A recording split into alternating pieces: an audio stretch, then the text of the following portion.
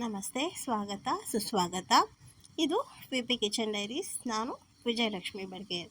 ನಾನಿವತ್ತು ನಮ್ಮ ಹತ್ರ ಮನೇಲಿ ಯಾವ್ದ್ಯಾವ ತರಕಾರಿ ಇದೆಯೋ ಅದನ್ನು ಮಾತ್ರ ಹಾಕ್ಕೊಂಡು ಬೇಳೆ ಎಲ್ಲ ಹಾಕ್ಕೊಂಡು ತುಂಬ ಈಸಿಯಾಗಿ ಮಾಡೋವಂಥ ಒಂದು ಸಾಂಬಾರು ತೋರಿಸ್ತಾ ಇದ್ದೀನಿ. ನಮ್ಮ ಮನೇಲಿ ಆ ತರಕಾರಿ ಇಲ್ಲ, ಈ ತರಕಾರಿ ಇಲ್ಲ, ತರಕಾರಿ ಸಾಂಬಾರು ಮಾಡೋದಕ್ಕೆ ಅಂದ್ಕೊಳ್ಳೋದಕ್ಕಿಂತ ಯಾವ ತರಕಾರಿ ಇದೆಯೋ ಅದರಲ್ಲೇ ಸೂಪರಾಗಿ ಟೇಸ್ಟಿಯಾಗಿ ಮಾಡೋವಂಥ ಒಂದು ಈಸಿಯಾದಂಥ ಸಾಂಬಾರು. ಇಡ್ಲಿಗೆ ಚಪಾತಿ ಮುದ್ದೆ ಯಾವುದಕ್ಕಾದರೂ ತಿನ್ಬೋದು. ಅದಕ್ಕೆ ಮತ್ತೆ ಬೇಳೆಗಳನ್ನ ಹಾಕ್ಕೊತಾ ಇದ್ದೀನಿ. ಒಂದು ಕುಕ್ಕರ್ ತೊಗೊಂಡು 1 ಕಪ್ಪು ಬೇಳೆ, ಅರ್ಧ ಕಪ್ಪು ಕಡಲೆಬೇಳೆ, ಸ್ವಲ್ಪ ಮೆಂತ್ಯ ಹಾಕ್ಕೊಂಡಿದ್ದೀನಿ. ನಾವಿಲ್ಲಿ ಕಡಲೆಬೇಳೆ ಸ್ಕಿಪ್ ಕೂಡ ಮಾಡ್ಬೋದು, ಆದರೆ ತುಂಬ ಚೆನ್ನಾಗಾಗುತ್ತೆ, ಟೇಸ್ಟಿ ಆಗುತ್ತೆ, ಮತ್ತು ಸಾಂಬಾರು ಕೂಡ ತಿಕ್ಕಾಗುತ್ತೆ. ಅದಕ್ಕೋಸ್ಕರ 1 ಕಪ್ಪು ತೊಗರಿಬೇಳೆ, ಅರ್ಧ ಕಪ್ಪು ಕಡಲೆಬೇಳೆ, ಒಂದು ಸ್ವಲ್ಪ ಮೆಂತ್ಯ ಕಾಳು ಹಾಕ್ಕೊಂಡು ಕ್ಲೀನಾಗಿ ತೊಳ್ಕೊಂಡು ನಮ್ಮ ಹತ್ರ ಯಾವ ತರಕಾರಿ ಇದೆಯೋ ಅದನ್ನೇ ಹಾಕ್ಕೊಂಡು ಸಾಂಬಾರು ಮಾಡೋದು ಅಂತ ಹೇಳಿದೆ. ಆಲೂಗಡ್ಡೆ, ಬೀಟ್ರೂಟು, ಕ್ಯಾರೆಟು, ಈರುಳ್ಳಿ, ಟೊಮೆಟೊ, ಇಷ್ಟು ತರಕಾರಿ. ನನ್ನ ಹತ್ರ ಬೀನ್ಸ್ ಇದ್ದರೆ ಬೀನ್ಸ್ ಹಾಕ್ಕೋಬೋದು. ಮತ್ತು ಇನ್ನೇನು ತರಕಾರಿ ಇದೆಯೋ ಯಾವ್ದ್ಯಾವ ತರಕಾರಿ ಹಾಕ್ಕೋಬೇಕು ಅನಿಸುತ್ತೋ ನವಿಲುಕೋಸು, ಹೂಕೋಸು ಯಾವುದಾದ್ರೂ ಹಾಕ್ಕೋಬೋದು. ಹಾಕ್ಕೊಂಡು ನಾವು ತುಂಬ ಚೆನ್ನಾಗಿ ಸಾಂಬಾರು ಮಾಡ್ಕೋಬೋದು. ಒಂದು ನಿಮಿಷ, ಇದನ್ನು ವಿ ಪಿ ಕಿಚನ್ ಡೈರೀಸ್ ಯಾರೆಲ್ಲ ನೋಡ್ತಾ ಇದ್ದೀರೋ, ಸಬ್ಸ್ಕ್ರೈಬ್ ಮಾಡದೇ ಇದ್ದರೆ ಮರೀದೇನೆ ಸಬ್ಸ್ಕ್ರೈಬ್ ಮಾಡ್ಕೊಳ್ಳಿ ಅಂತ ಹೇಳೋಕ್ಕೆ ಇಷ್ಟಪಡ್ತೀನಿ. ಮರೀದೇನೆ ಸಬ್ಸ್ಕ್ರೈಬ್ ಮಾಡಿ, ಕಮೆಂಟ್ ಮಾಡಿ, ಲೈಕ್ ಮತ್ತು ಶೇರ್ ಮಾಡಿ. ಇವಾಗ ನಾನು 2 ಪುಟ್ಟದಾಗಿರೋಂಥ ಬದನೆಕಾಯಿ ಹಾಕ್ಕೊಂಡಿದ್ದೀನಿ, 3 ನುಗ್ಗೆಕಾಯಿ ಹಾಕ್ಕೊಂಡಿದ್ದೀನಿ. ಇದನ್ನು ಸಪ್ರೇಟ್ ಕೂಡ ಬೇಯಿಸ್ಕೋಬೋದು. ನಾನು ಇದರಲ್ಲೇ ಹಾಕಿಬಿಟ್ಟಿದ್ದೀನಿ. ನಿಮ್ಗೆ ಟೈಮ್ ಇತ್ತಪ್ಪ ಅಂದರೆ ನೀವು ನುಗ್ಗೆಕಾಯಿ ಮಾತ್ರ ಸಪ್ರೇಟ್ ಒಂದು ಪುಟ್ಟ ಪಾತ್ರೆಯಲ್ಲಿ ಹಾಕಿ ಸ್ವಲ್ಪ ಉಪ್ಪು ಹಾಕಿ ಬೇಯಿಸಿ ತೆಗಿಬೋದು. ಟೈಮ್ ಇಲ್ಲ ಅಂದರೆ ಹೀಗೂ ಕೂಡ ಮಾಡ್ಕೋಬೋದು.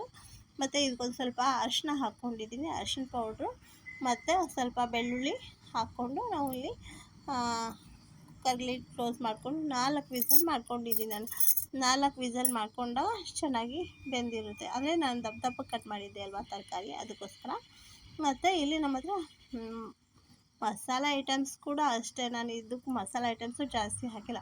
ನಾವೇನು ಮಸಾಲೆ ಐಟಮ್ಸ್ ಹಾಕದೇ ಇದ್ದರೂ ಕೂಡ ಕ್ಲೀನಾಗಿ ಮಾಡ್ಬೋದು. ನೋಡಿ, ಇಲ್ಲಿ ನಾನು ಒಂದು ಸ್ವಲ್ಪ ಏಲಕ್ಕಿ, ಲವಂಗ ಮತ್ತು ಮೆಣಸು, ಮೆಂತ್ಯ ಅಷ್ಟೇ ಹಾಕ್ಕೊಂಡಿರೋದು. ಒಂದು ಸ್ವಲ್ಪ ಸಾಸಿವೆ ಅದು ಇದು ಹಾಕ್ಕೊಂಡು ನಾನು ಇವಾಗ ಇದೆಲ್ಲ ಬೇಡ, ಇದು ಯಾವುದು ನಾನು ಮಸಾಲೆ ಐಟಮ್ಸ್ ಹಾಕಲ್ಲ.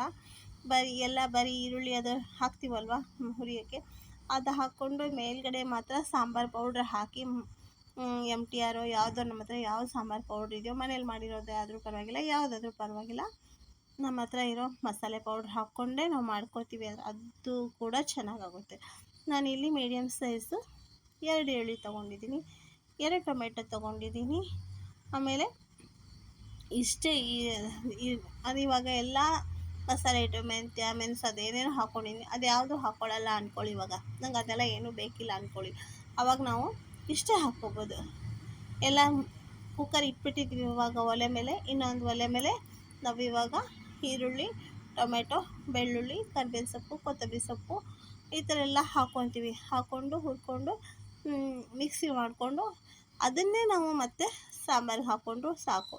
ನಾವು ಯಾವುದೇ ರೀತಿಯ ಮಸಾಲೆ ಪದಾರ್ಥಗಳನ್ನ ಅಂದರೆ ಮೆಣಸು, ಮೆಂತ್ಯ, ಧನಿಯಾ, ಜೀರಿಗೆ, ಸಾಸಿವೆ ಏನೂ ಹಾಕದೆ ಇಷ್ಟು ಕೂಡ ಹಾಕ್ಕೊಂಡು ತುಂಬ ಈಸಿಯಾಗಿ ಮಾಡ್ಬೋದು. ಅಷ್ಟೇ ಟೇಸ್ಟ್ ಆಗುತ್ತೆ, ಯಾಕಂದರೆ ಮಸಾಲೆ ಪೌಡ್ರ್ ಹಾಕ್ಕೊಂಡಿರ್ತೀವಲ್ವ ಚೆನ್ನಾಗಿ. ಹಾಗಾಗಿ ಆ ಥರ ಆದರೂ ಕೂಡ ಚೆನ್ನಾಗಾಗುತ್ತೆ.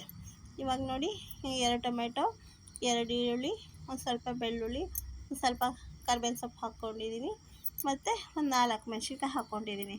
ಸ್ವಲ್ಪ ಹಸಿ ಕೊಬ್ಬರಿ, ಅದು 1 ಕೊಬ್ಬರಿನೂ ಹಾಕ್ಕೋಬೋದಿದ್ರೆ, ನಾನಿಲ್ಲಿ ಹಸಿ ಕೊಬ್ಬರಿ ಹಾಕ್ಕೊಂಡಿದ್ದೀನಿ, ಕೊತ್ತಂಬರಿ ಸೊಪ್ಪು ಹಾಕ್ಕೊಂಡಿದ್ದೀನಿ. ನಾವು ಇಷ್ಟೇ ಮಿಕ್ಸಿಗೆ ಹಾಕ್ಕೊಂಡು ಇದನ್ನೇ ಚೆನ್ನಾಗಿ ಫ್ರೈ ಮಾಡಿಕೊಂಡು ಇದನ್ನು ಮಿಕ್ಸಿಗೆ ಹಾಕ್ಕೊಂಡು ಇದು ಯಾವುದು ಮಸಾಲೆ ಇಲ್ಲದೇ ಕೂಡ ಸಾಂಬಾರು ಮಾಡ್ಕೋಬೋದು. ಆದರೆ ಇದು ಹಾಕ್ಕೊಂಡು ಮಸಾಲೆ ಪೌಡ್ರು ಹಾಕ್ಕೊಂಡ್ರೂ ಚೆನ್ನಾಗಾಗುತ್ತೆ. ಇವಾಗ ಇದು ನಾವೆಲ್ಲ ಹುರಿದಿರೋದನ್ನು ಮಸಾಲೆ, ಈರುಳ್ಳಿ ಅದೆಲ್ಲನೂ ಮಿಕ್ಸಿ ಮಾಡಿ ಇಟ್ಕೊಂಬಿಡೋಣ. ಮಿಕ್ಸಿ ಮಾಡಿ ಇಟ್ಕೊಂಬಿಟ್ಟು ಮತ್ತು ಒಂದು ಪಾತ್ರೆಗೆ ಎಣ್ಣೆ ಹಾಕ್ಕೊಂಡು ಜೀರಿಗೆ, ಸಾಸಿವೆ, ಕರಿಬೇವು ಅದೇ ಮಾಮೂಲು ಒಗ್ಗರಣೆ ಹಾಕ್ಕೋಬೇಕು. ಒಗ್ಗರಣೆ ಹಾಕ್ಕೊಂಡು ನಾನು ಈ ವಿಡಿಯೋಗೆ ಇವಾಗ ವಿಡಿಯೋ ಮಾಡ್ತಾಯಿದ್ದೀನಿ, ಒಂದು 10 ನಿಮಿಷ ಟೈಮ್ ಕೊಟ್ಟಿದ್ದೀನಿ. ಅಂದರೆ ನೀವು ಕೂಡ ಒಂದು ಲೈಕ್ ಮಾಡೋದ್ರಿಂದ, ಒಂದು ಸಬ್ಸ್ಕ್ರೈಬ್ ಮಾಡ್ಕೊಳ್ಳೋದ್ರಿಂದ ಏನೂ ತೊಂದರೆ ಆಗಲ್ಲ. ನಿಮಗೂ ಯಾವುದೇ ರೀತಿಯ ದುಡ್ಡು ಕೂಡ ಹೋಗಲ್ಲ. ನಮಗೆ ಮತ್ತೆ ನಾವು ಈ ಥರ ಮಾಡೋದಕ್ಕೆ ಬೇರೆ ಬೇರೆ ವಿಡಿಯೋ ಮಾಡೋದಕ್ಕೆ ನಮಗೂ ಒಂಥರ ಖುಷಿ ಆಗುತ್ತೆ. ಹಾಗಾಗಿ ಮರಿದೇ ಸಬ್ಸ್ಕ್ರೈಬ್ ಮಾಡ್ಕೊಳ್ಳಿ, ಲೈಕ್ ಮತ್ತು ಕಮೆಂಟ್ ಮಾಡಿ ಅಂತ ಹೇಳ್ತೀನಿ. ಇವಾಗ ಜೀರಿಗೆ ಕಡಲೆಕಾಯಿ ಎಣ್ಣೆ, ಜೀರಿಗೆ, ಸಾಸಿವೆ, ಕರಿಬೇವಿನ ಸೊಪ್ಪು ಹಾಕ್ಕೊಂಡು ನಾವೆಲ್ಲ ರುಬ್ಬಿರೋದಿದೆಯಲ್ವ ಅದನ್ನೆಲ್ಲ ಇದಕ್ಕೆ ಹಾಕ್ಕೊಂಡು ಚೆನ್ನಾಗಿ ಬೆಂದಿಸ್ಕೊಂಬಿಡ್ಬೇಕು. ಆಮೇಲೆ ಮಿಕ್ಸಿ ಹಾಕಿರ್ತೀವಲ್ವ ಅದಕ್ಕೆ ಒಂದು ಸ್ವಲ್ಪ ಜಾರಿಗೆ ನೀರು ಹಾಕ್ಕೊಂಡು ಅದನ್ನು ಕೂಡ ಹಾಕ್ಕೊಂಡು ಚೆನ್ನಾಗಿ ಬೇಯಿಸ್ಕೊಂಡು ಇದು ಚೆನ್ನಾಗಿ ಒಂದು ಕುದಿ ಕುದ್ಮೇಲೆ ನಾವು ಇವಾಗ ಏನು ತರಕಾರಿ ಎಲ್ಲ ಬೇಯಿಸಿಟ್ಕೊಂಡಿದ್ದೀವಲ್ಲ, ತುಂಬ ಈಸಿ ಮಾಡೋದು, ತುಂಬ ಕಷ್ಟ ಏನಲ್ಲ, ಅಷ್ಟೇ ಟೇಸ್ಟ್ ಆಗುತ್ತೆ, ಅಷ್ಟೇ ಚೆನ್ನಾಗಾಗುತ್ತೆ.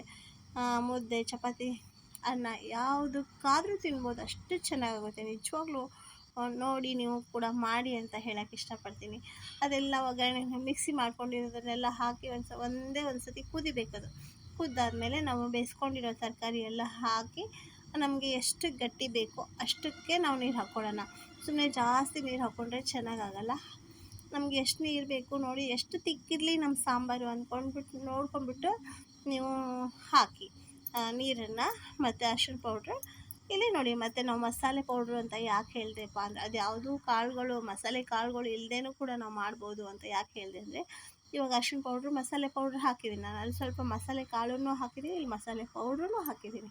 ಹಾಗಾಗಿ ಮಸಾಲೆ ಕಾಳನ್ನು ಕೂಡ ಬಿಡ್ಬೋದು, ಅದೇ ಸ್ವಲ್ಪ ಪೌಡ್ರ್ ಹಾಕಲಿಲ್ಲ ಅಂದರೆ ಚೆನ್ನಾಗಾಗಲ್ಲ.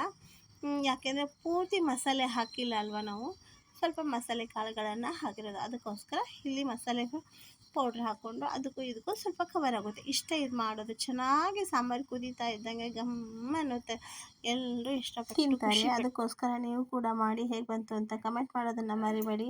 ಮತ್ತೆ ಒಂದು ವೀಡಿಯೋ ಜೊತೆಗೆ ಮತ್ತೆ ಬರ್ತೀನಿ ಅಂತ ಹೇಳ್ತಾ, ಸಹನೆ ತಾಳ್ಮೆಯಿಂದ ಇಷ್ಟೊತ್ತವರೆಗೂ ವೀಡಿಯೋ ನೋಡಿದ್ದಕ್ಕೆ ನಿಮಗೆಲ್ರಿಗೂ ತುಂಬ ತುಂಬ ತುಂಬ ಧನ್ಯವಾದಗಳು.